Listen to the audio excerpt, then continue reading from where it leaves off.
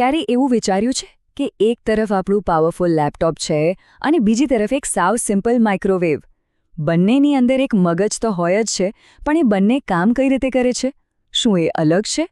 તો બસ આજે આપણે ટેકનોલોજીના આ બે બ્રેન્સ એટલે કે માઇક્રોપ્રોસેસર અને માઇક્રોકન્ટ્રોલર વચ્ચેનો ભેદ સમજવાના છીએ.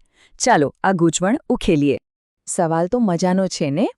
અને સાચું કહું તો એનો જવાબ કદાચ થોડો ચોંકાવનારો પણ લાગી શકે છે. ચાલો ત્યારે ઊંડા ઉતરીએ અને જોઈએ કે આ બંને ડિવાઇસને ચલાવનારા મગજમાં આખરે ફરક શું છે અને આખી વાત છે શું. સારું, તો આપણી આખી વાતચીત આ 5 મુદ્દાઓની આસપાસ રહેશે. આપણે એક પછી એક બધી બાબતોને સમજીશું, જેથી આ બંને ચિપ્સનું રહસ્ય એકદમ સાફ થઈ જાય. ચાલો ત્યારે શરૂઆત કરીએ. જુઓ, મૂળભૂત રીતે આપણે બે તદ્દન અલગ ફિલોસોફીવાળા મગજની વાત કરી રહ્યા છીએ. એક છે એમ કહી શકાય કે જેક ઓફ ઓલ ટ્રેડ્સ, એટલે કે જે બધું જ કામ કરી જાણે, અને બીજું છે માસ્ટર ઓફ વન, મતલબ કે પોતાના એક કામમાં એક્સપર્ટ છે. માઇક્રોપ્રોસેસરને એમ સમજો કે એ એક વર્લ્ડ ક્લાસ શેફ છે, બહુ જ ટેલેન્ટેડ. એની પાસે ગમે તેવી અદ્ભુત ડિશ બનાવવાની આવડત છે. પણ એને કામ કરવા માટે એક આખું મોડર્ન કિચન જોઈએ. એને રેમ, હાર્ડ ડ્રાઈવ, બીજા બધા સાધનો, આ બધું બહારથી લાવીને આપવું પડે. એકલો શેફ ગમે તેટલો સારો હોય, રસોડા વગર કંઈ ના કરી શકે. હવે એની સામે છે માઇક્રોકન્ટ્રોલર. એ તો જાણે કોઈ વેન્ડિંગ મશીન જેવું છે. બધું જ એની અંદર પેક. એનું પ્રોસેસર, એની મેમરી, બધું જ એક નાનકડી ચિપમાં. પૈસા નાખો, બટન દબાવો અને પ્રોડક્ટ બહાર. બસ એ એક જ કામ કરવા માટે બન્યું છે, પણ એ કામ એટલી ચોકસાઈથી અને એટલું સરસ રીતે કરે છે કે બીજું કંઈ જોવાની જરૂર જ નથી. તો ચાલો હવે એક લેજેન્ડને મળીએ. એકદમ ક્લાસિક ઇન્ટેલ 8085. આ એ ચિપ છે જે જેનરલિસ્ટ એટલે કે બહુમુખી પ્રતિભાનો પર્યાય બની ગઈ. અને સાચું કહું તો એણે કમ્પ્યુટિંગની દુનિયામાં એક ક્રાંતિ લાવી દીધી હતી. જુઓ, 8085ની અસલી તાકાત એની ફ્લેક્સિબિલિટીમાં હતી. એને અલગ અલગ મેમરી, સ્ટોરેજ, બીજા બધા પાર્ટ સાથે જોડીને એક આખી કસ્ટમ કમ્પ્યુટર સિસ્ટમ બનાવી શકાતી હતી. અને એટલે જ જ્યારે પર્સનલ કમ્પ્યુટર્સની શરૂઆત થઈ ત્યારે આ ચિપ જબરદસ્ત હિટ થઈ હતી. અને હવે વારો છે સ્પેશિયલિસ્ટનો, એટલે કે આપણા પ્રખ્યાત 8051નો. આ એક એવી ચિપ છે જે ફક્ત એક જ કામ કરવા માટે બની છે, અને એ કામમાં એનો કોઈ જવાબ નથી. 8051ની ખરી ખૂબી એની સાદગી અને આત્મનિર્ભરતામાં છે. પ્રોસેસર, મેમરી, ટાઈમર, બધું જ એક નાનકડી ચિપની અંદર. અને એટલે જ આજે પણ આપણા વોશિંગ મશીન હોય, ટીવીનો રિમોટ હોય કે પછી કીબોર્ડ હોય, એ બધામાં એને જેવા જ માઇક્રોકન્ટ્રોલર્સ વપરાય છે.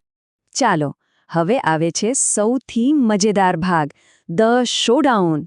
હવે આપણે આ બંને દિગ્ગજ ચિપ્સને સામસામે મૂકીશું અને જોઈશું કે ટેકનિકલી એમની વચ્ચે શું તફાવત છે અને એ તફાવતનો સાચો મતલબ શું થાય છે. આ જે ટેબલ દેખાય છે એ સીધું જ આપણા સોર્સ મટીરિયલમાંથી છે, જેમાં આ બંને ચિપ્સની સરખામણી કરવામાં આવી છે. હવે આ બધા નંબર્સ જોઈને ચિંતા કરવાની જરાય જરૂર નથી. આપણે એમાંથી કામની વાત કાઢીશું અને હું એને એકદમ સરળ ભાષામાં સમજાવીશ.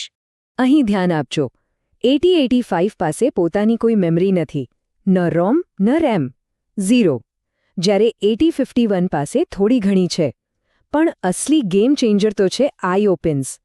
8085 પાસે ખાલી 2 છે, જ્યારે 8051 પાસે પૂરા 32. આ એક આંકડો જ આખી રમત બદલી નાખે છે. ચાલો જોઈએ કેવી રીતે. તો 8085માં 0 ઇન્ટરનલ મેમરી. આ એની ખામી નથી, બલકે એની સૌથી મોટી તાકાત છે. આનો મતલબ શું થયો કે ડેવલપર પોતાની જરૂરિયાત પ્રમાણે ગમે તેટલી અને ગમે તેવી મેમરી બહારથી જોડી શકે છે. આ જ વસ્તુ એને સુપર ફ્લેક્સિબલ બનાવે છે. અને હવે આ નંબર જુઓ, 32. 8051 પર પૂરા 32 આઈઓ પિન્સ છે. એનો સીધો મતલબ એ છે કે તે એકસાથે બટન, લાઇટ, સેન્સર, મોટર આવા ઘણા બધા ઉપકરણો સાથે ડાયરેક્ટ કનેક્ટ થઈ શકે છે અને એમને કંટ્રોલ કરી શકે છે. આ જ તો એને એક સાચો કંટ્રોલર બનાવે છે. આને આમ સમજીએ. 8085 જાણે લાંબા અને જટિલ વાક્યોમાં વાત કરે છે, જેમાં ઊંડો અર્થ હોય. જ્યારે 8051 તો એકદમ ટૂંકા અને સચોટ કમાન્ડ્સ આપે છે. ચાલુ કર, બંધ કર, આટલો સમય રહેજો, બસ એટલે જ પોતાના ખાસ કામ માટે SC51 વધારે ફાસ્ટ અને એફિશિયન્ટ છે. સારું, તો આપણે આ બધી ટેકનિકલ વાતો તો કરી લીધી, પણ સવાલ એ છે કે આ બધાનો મતલબ શું? રિયલ લાઈફમાં ક્યારે કઈ ચિપ વાપરવી આ સમજવું સૌથી જરૂરી છે. તો જુઓ, વાત એકદમ સાફ છે. જો કોઈ પાવરફુલ, જટિલ અને ફ્લેક્સિબલ સિસ્ટમ બનાવી હોય, જેમ કે કમ્પ્યુટર કે સ્માર્ટફોન, તો માઇક્રોપ્રોસેસર જ જોઈએ. પણ જો કોઈ એક જ કામ એકદમ ઓછા ખર્ચામાં, ઓછી જગ્યામાં અને ઓછી પાવર વાપરીને કરાવવું હોય, તો માઇક્રોકન્ટ્રોલરથી સારો કોઈ વિકલ્પ જ નથી. અને હા, જતાં જતાં એક સવાલ. જેમ જેમ આપણી આસપાસની બધી જ વસ્તુઓ સ્માર્ટ થતી જાય છે, ત્યારે વિચારો કે ભવિષ્યમાં કયા મગજની જરૂર વધારે પડશે. શું આપણને વધુ લેપટોપ જેવા પાવરફુલ બ્રેઇન્સ જોઈશે જે બધું જ કરી શકે, કે પછી વધુ માઇક્રોવેવ જેવા સ્પેશિયલિસ્ટ બ્રેઇન્સ જોઈશે જે પોતાનું એક કામ પરફેક્ટ રીતે કરે? આના પર વિચારવા જેવું છે, ખરું?